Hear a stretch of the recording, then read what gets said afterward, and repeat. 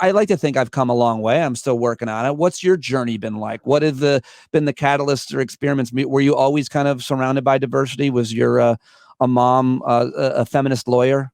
Uh, she was not, but she was definitely one who did not put up with the crap that her generation Ah, yeah. foisted upon her. Um, she was very, very smart, capable, and as I was the youngest of three, I have two older sisters. Mm, So for me, it was I was the one who had to get out of the house enough for my mom to go back to work, and my dad had some traditional values. Didn't like the idea of my mom having to work, but she wanted to, and also my dad was a public school teacher growing up, so the money wasn't great. So, any extra money coming in would have helped.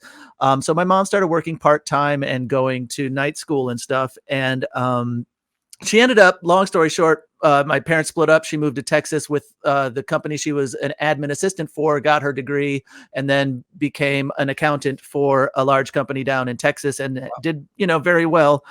And so hearing her experience about what she went through growing up and in her work experience. For example, when the movie or the TV show Mad Men came out, they deal with a lot of the misogyny of the era in that show. And my mom, when my parents were first married, they lived in New York. My dad was going to grad school in New Jersey, and my mom worked in Manhattan. She would commute in and work.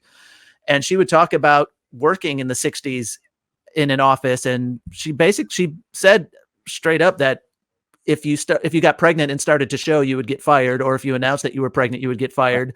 And she right. tells that to men now, and like they're like, that's wrong. She's like, yeah, it's wrong, but that was the way things were. You couldn't, and you.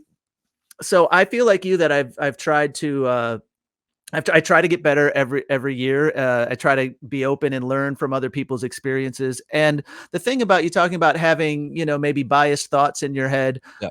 I think, that's a natural thing that all humans do. We all have biases from our own perspective. And the only thing we can do is try to recognize that and be open to hearing about other experiences and not get so defensive when other people talk about a different experience, which was why that book White Fragility was so interesting, because it basically because white people are very defensive when you start talking about race. And I think also, gender issues, they don't want to feel like you're telling me I'm a bad person if I don't think the way you do, but that's not necessarily what it is. It's just someone's telling their experience. You might have a blind spot. I kind of use that analogy a lot. It's like I have blind spots because I just haven't experienced things, or I haven't learned about them, So yeah, I try to improve, and I know I'm better than I was. I hope I'm better next year than I am now, so I don't pretend to know everything about everything.